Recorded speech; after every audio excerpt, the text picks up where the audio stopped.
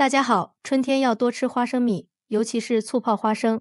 人到中年一定要多吃，因为醋泡花生非常的有营养。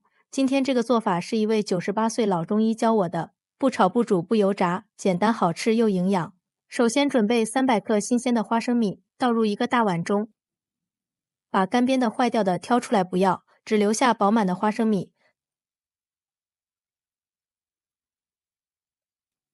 然后加入多一点的清水，给它清洗一下。清洗掉花生米表面的脏东西和杂质。花生米含有多种维生素和植物蛋白，常吃对身体特别的好。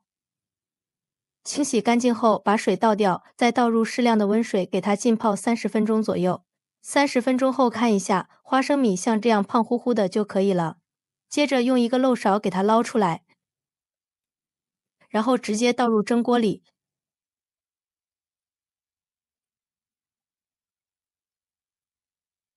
用筷子给它铺均匀，这样熟的比较快。这里大家要注意的是，花生米不要用水煮，那样花生米的营养就会流失。像这样蒸出来的花生米，不但口感会更加的脆爽，而且营养也不会流失。铺均匀后，给它盖上盖子，水开计时蒸半小时。半小时后，我们的花生米也蒸熟了，用一个铲子给它盛出来，放入一个篮子里面，用筷子给它扒拉开晾凉。朋友们，视频都看到这里了。如果觉得我的视频对你有帮助，请用您发财的小手给我点个赞吧。制作视频不易，您的每一个点赞和每一个留言都是我前进的动力。感谢您的支持。扒拉开之后，先放一边晾凉备用。接下来准备一个容器或者是一个密封罐，放入一个大碗中，往里面倒入刚烧开的开水，给它烫一下，这样可起到杀菌消毒的作用。放在这里浸泡10分钟左右。时间到了，把容器取出来，晾干表面的水分。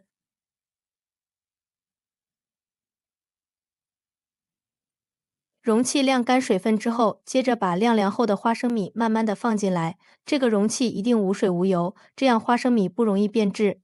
花生米我们给它装8分满就可以了。花生米全部放好之后，再往里面加入1勺白砂糖，再加入10几粒冰糖，这样吃起来口感会更好。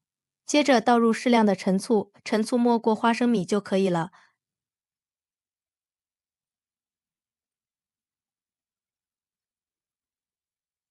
然后再倒入10毫升的高度白酒，吃起来会更香，并且保存的时间会更长。然后给它盖上盖子密封保存起来，3天之后就可以食用了。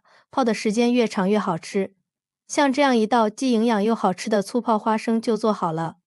这样做的醋泡花生好吃解腻，酸甜又开胃。